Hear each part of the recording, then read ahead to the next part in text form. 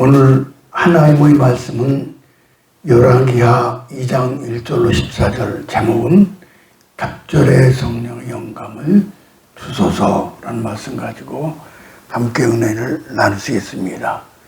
스위스에서 우연히 만난 유명한 목회자와 신학자가 있었습니다.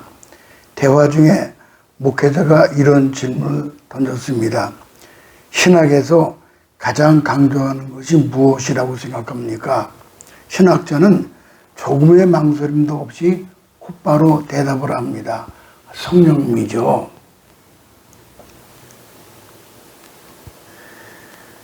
신학자의 대답을 들은 목회자는 활짝 웃으면서 동의했습니다. 여기 신학자는 20세기 신학계를 이끈 거장 칼바르트이고 목회자는 20세기에 가장 영향력 있는 부흥사인 빌리그람 목사님이었습니다.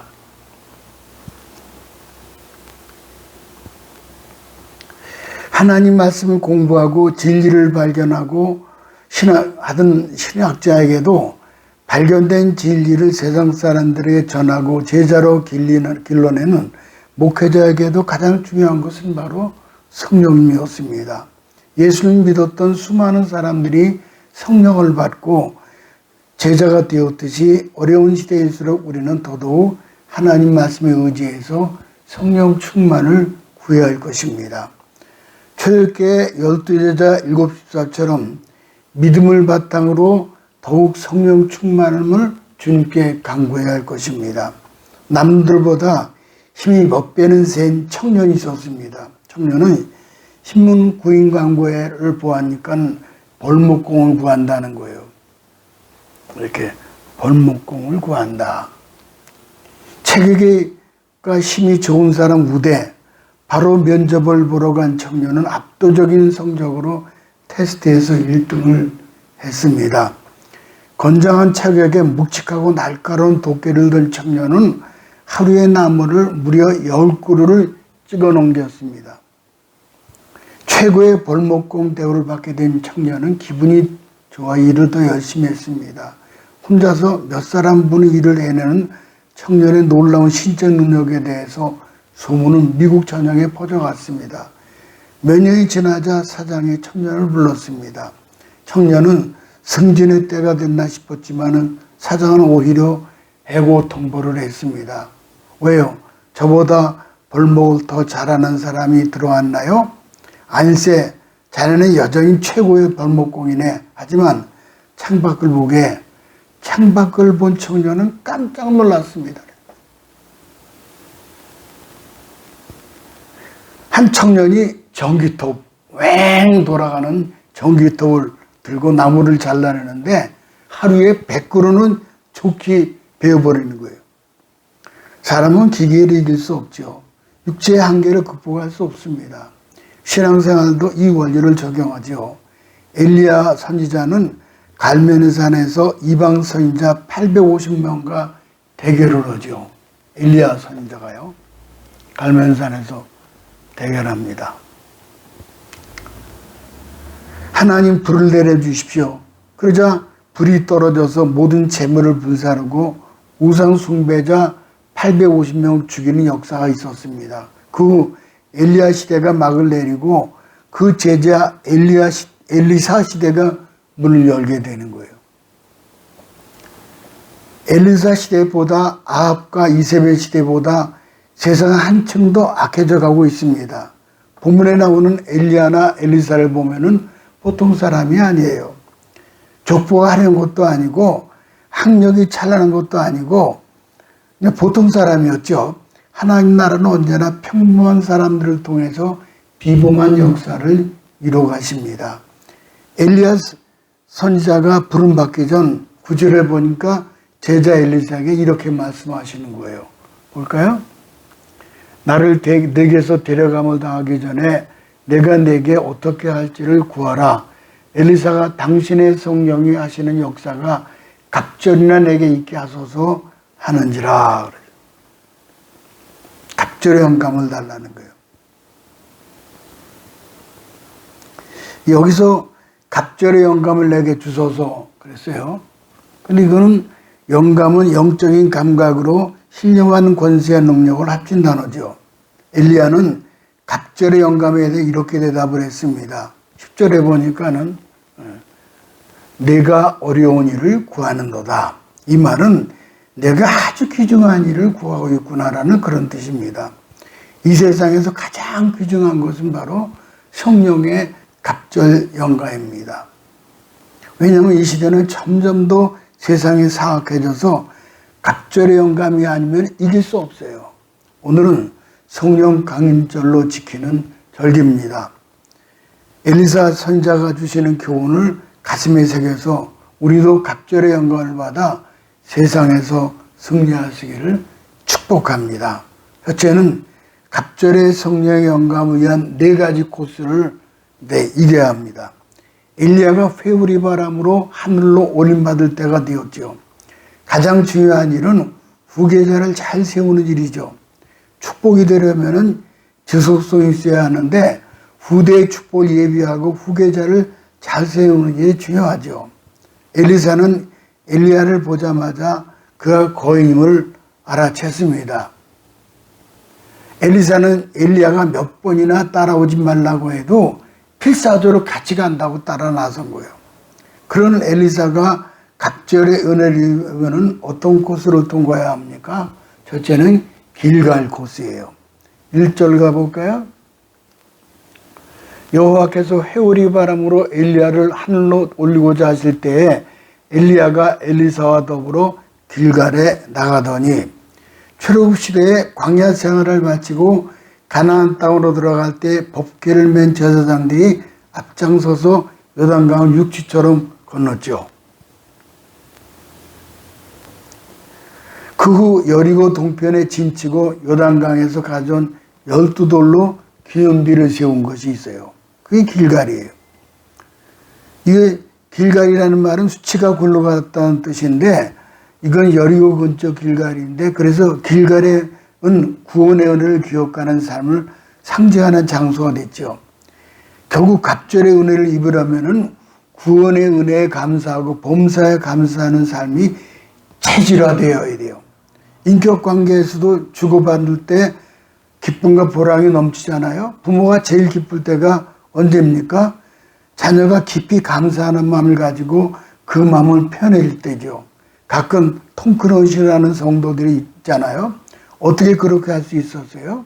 하나님으로부터 받은 은혜에 대한 감사의 표현이 그렇게 표출된 거예요. 하나님은 감사하는 모습을 무엇보다 기뻐하십니다. 감사의 문이 열릴 때 갑절의 은혜가 열려요. 길갈은 여호수아가 요단을 건너가고 거기에 기념비를 세운 땅이죠. 요단강을 가르는 분은 하나님이셔요. 이 역사를 시작하는 분이 하나님이실진데 하나님이 이루어질 줄을 믿습니다 하는 신앙 고백이에요. 이 강을 넘을 수 없어요. 이 요단강을. 어떻게 우리가 저 가나안 땅을 정복할 수 있습니까? 인간의 힘으로는 안 되는 거예요. 저거 어떻게 저걸 난공불락이죠. 칼의 힘이 아니었습니다. 군사들의 머리 숫자가 아니었습니다. 그들은 길갈 땅에서 뭐예요? 할례를 행했다는 거예요. 그 땅에서 애굽의 수치가 굴러갔다는 거예요. 이스라엘 백성이 더러움이 굴러갔다. 죄악이 굴러갔다. 너희가 진정으로 아버지 앞에 쓰임받기 위해서는 회개할 수 있느냐? 너희 몸을 거룩한 몸으로 하나님 앞에 드릴 수 있느냐? 그게 할례 아니에요? 이 시간에 요청하고 있는 거죠. 사도 베드로는 초대교회에서 너희가 회개하고 성령의 충만을 받을지어다. 루터는 등불을 가까이 할수록 그림자가 커지듯이 하나님 가까이 할수록 죄에 민감한 성도가 된다고 말씀했습니다. 하나님 이 시대에 어떤 사람 쓰십니까? 자신의 영혼의 정결함을 잃어버린 사람은 쓰지 않습니다. 하나님 앞에 거룩한 도구로 드린 사람을 하나님 붙들어 쓰시죠. 그 다음에요, 베델의 코스가 있어요. 2절 가볼까요? 2절 보면은 너는 여기 머물라. 여호와께서 나를 베델로 보내시느니라 하니 엘리사가 이르되 여호와께서 살아계신가 당신의 영혼이 살아있음을 두고 맹세하노니 내가 당신을 떠나지 아니하겠나이다 하는지라. 이에 두 사람이 베델로 내려가니 그러세요. 엘리야는 자신은 하나님 명령을 따라 베델로 가겠다고 하면서 엘리사에게는 길갈에 머물라고 했습니다. 그러나 엘리사는 절대로 엘리야를 떠나지 않겠다는 거예요. 따라가겠다는. 결국 둘이 함께 베델로 내려갔죠. 베델은 잘 아시는 대로 하나님의 집이라는 뜻으로 야곱이 돌베개 베고 잠을 잘 때 하나님 만난 임재를 체험했던 곳이죠.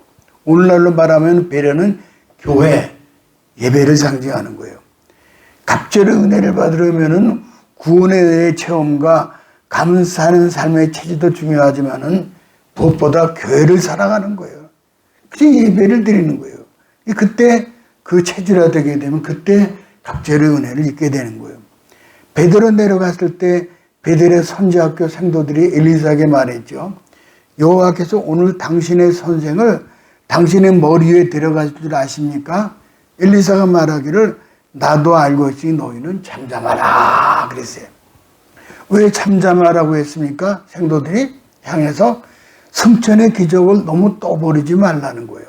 역사적으로 경험적으로나 상식적으로나 냉철히 생각해 보면은 기적을 떠벌리는 사람 중에 친절한 사람이 단 한 명이라도 없어요. 결국 기적을 떠버리는 집회나 무슨 기적의 종, 치유의 종, 능력의 종이라고 선전하는 사람에게 안 가는 것이 진짜 기적과 치유의 능력을 얻는 기초적인 최상책이에요. 또한 엘리사가 너희는 잠자라고 한 것은 많은 말로 이별을 앞둔 사람의 마음을 격동시키지 말라는 의도가 있던 거죠. 사람은 다 연약한 존재입니다. 잘못된 말을 들으면 마음이 평안이 깨져요. 누가 슬프다고 말하면 괜히 듣는 사람도 슬퍼져요. 평소에 말을 절제하면 좋지만 힘들 때는 피차간에 더욱 말을 아끼고 대신에 예배와 중보기도를 통해서 하나님을 바라보는 일에 더욱 집중해야 합니다. 그러면 그때 갑절의 은혜를 얻게 되는 거예요.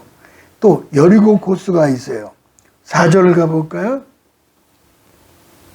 엘리야가 그에게 이르되 엘리사야 청하건대 너는 여기 머물러 여호와께서 나를 여리고로 보내시느니라. 엘리사가 이르되 여호와께서 살아계신가 당신의 영혼이 살아있음을 두고 맹세하노니 내가 당신을 떠나지 아니하겠나이다 아니라. 그들이 여리고에 이름에 그랬어요. 여리고예요. 여리고는 출애굽시대에 이스라엘 백성이 40년 광야 생활을 끝내고 가나안 땅에 들어가는 첫 관문이에요. 당시 여리고성은 변변한 무기도 없었던 광야 이스라엘 백성들이 무너뜨리기는 거의 불가능한 아주 철옹성이었어요. 여리고성은 인생의 어려운 고난을 상징하죠. 또한 끊지 못하는 잘못된 습관과 성격 등을 축복을 방해하는 일종의 여리고성입니다. 그런 성을 만나도 낙심하지 말고 꿈과 비전을 포기하지 말아야 합니다. 내 힘으로는 안 될 때 더욱 하나님 의지할 때죠. 그때 하나님 붙잡고 나가면 반드시 더 좋은 길을 주셔요. 여리고성을 무너뜨릴 때 어떻게 무너뜨렸습니까? 성 주위를 말없이 13바퀴 돌고 마지막에 죄 함성을 질렀어요. 그리고 무너졌어요. 그것은 끈질긴 믿음의 기도를 상징하는 거죠. 그처럼 끈질긴 기도로 고난의 시험을 이겨낼 때 갑절의 은혜와 축복을 받게 되는 거죠. 마지막에 요단 코스가 있어요. 7, 8절 가볼까요?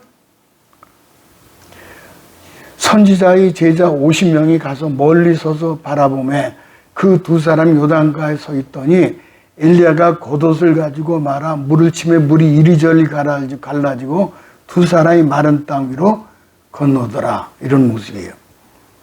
엘리사는 엘리야 둘이 요단으로 갔을 때 선지학교 생도 50명이 멀리서 그 둘이 요단가에 선 것을 보았죠. 그때 엘리야가 자신의 겉옷을 지팡이처럼 말아서 물을 치자 물이 이리저리 갈라지면서 둘이 마른 땅 위를 걷듯이 건너는 거예요. 얼마나 장엄한 위임 장면입니까? 그리고 11절에 보니까 두 사람이 길을 가며 말하더니 불세례와 불말들이 두 사람을 갈라놓고 엘리야가 회오리 바람으로 하늘로 올리우더라.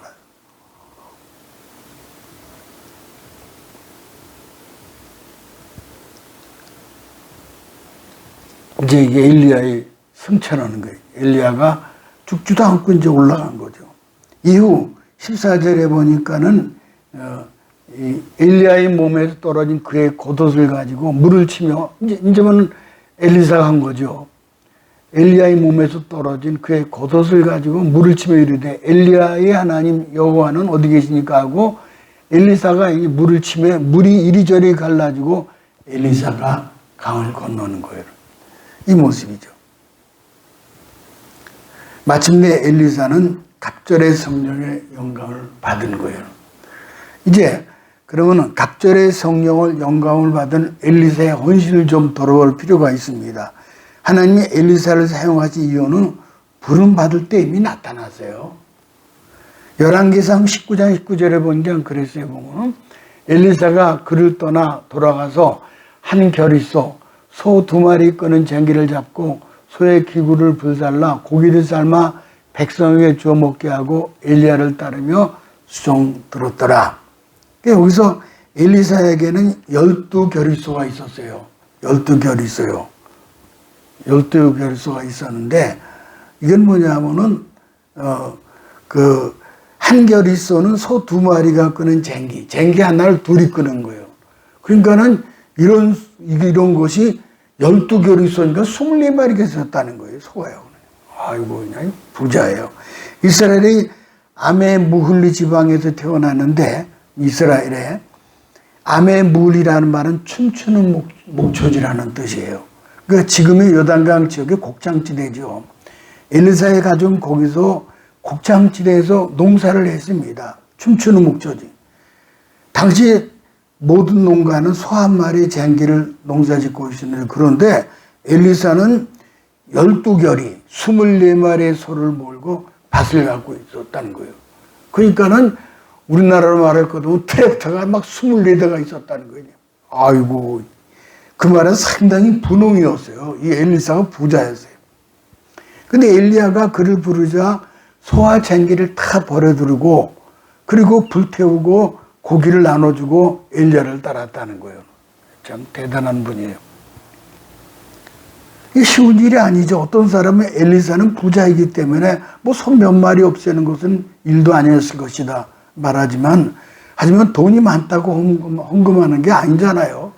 헌금은 돈의 개념이 아니라 믿음의 개념이에요. 믿음. 돈이 적어도 분에 넘치게 헌금하는 사람이 있고 돈이 많아도 일체 헌금을 안 하는 사람이 있어요.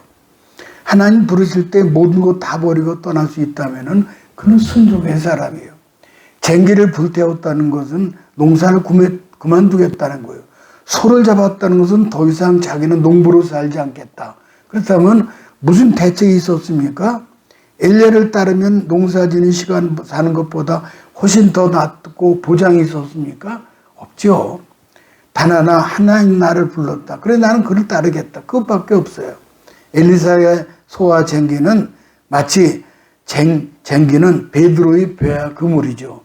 사도 베드로가 배와 그물을 버려두고 예수님을 따라간 거 복음서에 나와 있잖아요. 엘리사는 소와 쟁기를 버리고 따랐죠. 오직 하나님이 불렀다는 이유만으로 다 버렸어요. 아버지 밑에서 농사짓고 살았으면 평생 잘 먹고 잘 살았을 텐데 대책 없이 엘리야를 따른 거예요. 다만 부모에게 작별 인사만 요청했죠. 열왕기상 19장 6절에 보니까 그랬어요. 나로 내 부모와 입맞추게 하소서. 그리한 후에 내가 당신을 따르리라. 신앙생활의 문제는 양다리 걸치는 거죠. 믿는 것도 아니고 믿지 않는 것도 아니에요. 나는 어릴 때부터 교회 다녔어. 어머니는 집사이고 아버지는 장로야. 그러다 친구들과 술자리 갈 때 슬그머니 한 발 빼죠. 세상으로 또 무슨 일이 얻어맞으면 2발 빼요. 19장에 보면은 사도행전 19장에 보면은 에베소에 큰 부흥이 일어났어요. 사도 바울이 19장 2절에 보니까 이르되 너희가 믿을 때 성령을 받았느냐? 이르되 나는 아니라 우리는 성령의 계심을 듣지 못하노라. 그래서 두란노서원에서 2년 동안 말씀을 선포하며 성령의 감동이 크게 일어난 거예요. 이 에베소의 두란노서원에서. 그래서 교회가 대부흥의 역사가 나타난 거죠. 말씀이 뜨거워지면 성령의 역사가 일어나요. 말씀에 의지하여 엘리사처럼 순종하면 우리 비전교회도 부흥이 일어나요. 성경을 보면 엘리야가 기적을 14번 일으켰다면 엘리사는 그것을 2배인 28번의 기적을 일으켰다. 신학자들 말은 다 틀립니다. 조금씩. 엘리야가 주로 바알과 싸우는 인생을 살았다면 엘리사는 일생을 살리를 살았습니다. 엘리사가 일으킨 기적은 대부분 살리는 것이었어요. 엘리야의 첫 번째 기적은 3년 반 동안 비가 오지 않게 했죠. 그러나 엘리사의 첫 번째 기적은 물이 나빠져 먹을 수 없게 된 여리고 샘을 고쳤어요. 지금도 여리고 가면은 엘리사 샘이 있고 그 샘에 맑은 물이 콸콸 나와요. 엘리사 시대를 주전 9세기라고 하면은 거의 2900년 된 샘이에요. 이 샘이죠. 성지순례 갔을 때 봤어요. 엘리사가 일으킨 기적은 28개 중 24개가 처음 살리는 기적이에요. 이런 내용은 아주 쭉 나왔어요. 이렇게 내용들이. 기름 한 병으로 빚진 과부를 살리고 죽은 아이를 위해서 기도해서 살려내고 독이 든 국을 먹어 죽어가는 사람을 살려내고 선지생도 중 하나는 연못에 도끼를 잃어버렸는데 기도로 떠오르게 하고 보리떡 20개로 100명을 먹이고 아람의 장관 나만 장군이 나병을 요단강에서 낫게 하죠. 도단성을 에워싼 아람 군대는 어둡게 해서 성 안에는 수많은 백성을 살려내고 흉년으로 굶주린 사마리아 성에 나병 환자를 살려내고 그렇게 그의 일생을 살리는 인생이었어요. 엘리사의 또 하나의 업적은 사람을 키우는 사역이었어요. 엘리야가 엘리사 한 사람 제자로 삼았다면 엘리사는 수천 명의 선지생들을 제자로 삼았어요. 큰 제자를 삼았어요. 신학교를 세운 거죠. 그러니까. 그래서 11개 2장에 베델에 있는 선지자 생도들이 나오고 여리고에 있는 선지 생도들이 나오고 길갈에도 선지 학교가 있었어요. 엘리사는 간 곳마다 하나님의 선지 학교를 세워서 제자를 키워냅니다. 말하자면은 그는 당대의 탁월한 영적 지도자요, 능력 있는 치유자며 위대한 교육가였습니다. 문제는 어떻게 해서 엘리사가 이렇게 되었느냐? 엘리사가 본래 특별해서 이렇게 되었느냐? 아니죠. 그는 농부의 아들이에요. 외모도 대머리로 인물도 시원치 않았어요. 그는 훌륭하게 되었죠. 평범한 농민의 아들이 이스라엘 대표적인 영적인 인물이 된 거죠. 그 이유는 무엇입니까? 마음의 소원이 필요해요. 하나님의 소원을 행하시잖아요. 엘리사처럼 되고 싶은 열망이 있으면 엘리사처럼 되죠. 우리와 우리 자녀들이 엘리사처럼 되어서 한 시대를 빛내고 하나님 쓰임받는 인물을 되기를 바랍니다. 지금 한국교회는 영적인 초기성 시대를 지나고 있습니다. 건축 문제, 세습 문제, 초대형 교회 문제, 기복주의 문제, 이단 문제 등으로 교회 성장이 주춤하고 큰 위기에 빠진 상태예요. 내일의 희망 기독 청년들은 갈 길을 알지 못하고 방황하고 있는 시대에 점점 약해져만 가고 있죠. 지금 우리에게는 갑절의 은혜가 그 어느 때보다 필요하죠. 이제 기도하시기 바랍니다. 하나님 저에게 갑절의 영감 주소서, 전도 은혜의 능력도 주옵소서. 마지막에 세 번째는 갑절의 성령의 영감을 받는 우리도 받아야 한다. 갑절의 성령 영감은 우리도 받아야 한다. 본문에서 중요한 교훈은 길갈이든 베델이든 여리고든 요단강이든 스승을 놓지 않겠다는 결단이죠. 하나님께서 아름답게 쓰시던 내 스승 엘리야를 놓칠 수 없죠. 우리 역시 예수 그리스도를 놓치지 않으면 성령의 역사하는 자리에 우리가 서 있어야 합니다. 예수님은 놓치면 안 되죠. 또 성령의 역사하는 자리에 우리가 있어야 합니다. 예수 그리스도와 성령의 역사하는 자를 놓치면 안 돼요. 이러한 불타는 신앙의 헌신에 각오와 결단이 필요하죠. 야곱이 야복강에서 천사가 씨름을 하잖아요. 이렇게 씨름을 하죠. 간도뼈가 부러지는 고통 가운데서도 하나님의 허리에 매달리며 나를 축복하기 전까지는 나는 결단코 놓을 수 없습니다. 나를 축복해 주세요. 하나님 내 사랑하는 가족을 살려하시겠다는 약속을 더 나아가 하나님께 이민족을 쓰시겠다는 약속을 주기 전까지는 결단코 못 놓습니다. 우리는 갑절의 영감 요청되는 시대를 살아가고 있습니다. 영적 수준이 갑절에 높아져야 이민족이 살아나요. 신앙의 부흥이 갑절이 필요한 시대에 우리가 살아가고 있죠. 갑절이나 몸부림치며 뜨겁게 기도할 때입니다. 갑절이나 더 헌신과 충성이 필요할 때예요. 왜 그렇습니까? 세상이 갑절이나 사악해졌기 때문이에요. 사탄이 갑절이나 몸부림치면 삼킬자를 두루 쳤잖아요. 복음 전파가 갑절이나 더 어려워졌어요. 우리에게 갑절의 능력이 필요하죠. 갑절의 권세가 필요해요. 갑절의 영감이 필요해요. 쥐는 고양이보다 아주 빠릅니다. 조금 해서요. 그런데 고양이가 나타나기만 하면은 고양이 눈빛만 봐도 쥐는 꼼짝 못해요. 고양이에게는 신비로운 힘이 있기 때문에 그런 거죠. 성령의 힘, 세상의 쥐새끼 같은 마귀를 꼼짝 못하게 할 수 있는 이 땅의 그리스도인의 신령한 눈빛이 필요한 시대입니다. 다니엘은 사자굴에 들어갔죠. 사자의 입을 봉할 수 있는 권세가 그에게 있었기 때문이에요. 하나님 함께 하셨기 때문에 이 땅에 마귀와 사자처럼 울부짖고 있었잖아요. 우리는 가는 곳마다 사탄의 견고한 진을 파하고 우리 가정에 흐르는 악한 불신의 저주를 물리치고 세상을 정복하고 입 벌린 사자 입에 봉할 수 있는 권세가 우리에게 필요한 거죠. 뉴욕 거리에 한 풍선 장사가 있었습니다. 빨간 풍선, 파란 풍선, 노랑, 하얀, 깜장 매달려 있어요. 한 흑인 소녀가 남의 집 접시를 닦으면서 주인 아주머니에게 호되게 꾸중을 들었어요. 나는 평생 이렇게 살아면 안 된다는 말인가. 자신의 신체를 한탄하면서 길을 갔다가 그 풍선 장사를 만나게 된 거예요. 그 많은 색깔들의 풍선 가운데 유독 까만 풍선이 자신의 신체처럼 보였습니다. 가까이 가서 아저씨에게 물었어요. 아저씨, 이 까만 풍선도 하늘로 날아올 수 있나요? 그런 색깔의 문제가 아니지 수소만 불어넣으면은 까만 풍선도 하늘로 날을 수 있단다. 아저씨 까만 풍선에 수소를 푹푹 집어넣고 풍선을 풀어놓자 그 풍선은 둥실둥실 떠오를 수 있었던 거죠. 피부 색깔의 문제가 아닙니다. 지식의 문제가 아니죠. 부와 가난의 문제가 아니었어요. 신앙 경험의 문제가 아니었죠. 잘나가 똑똑함의 문제가 아니라 바로 수소 문제입니다. 수소는 뜨게 하잖아요. 성령의 영감이 내게 임하면은 우리는 푸른 창공을 향해서 힘차게 비상할 수가 있는 거죠. 하나님께서 우리를 위하여 예비하신 영광의 세계를 향하여 솟아오를 수 있는 거예요.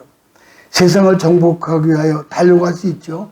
성령의 영감이 우리에게 갑절이 임하면은 우리 가정과 교회가 나라가 은혜와 평강이 임해요. 부디 엘리사처럼 갑절의 성령의 영감 주소서라고 부르짖어 기도함으로 엘리사의 28가지 기사와 이적이 나타나시기를 주님의 이름으로 축복합니다.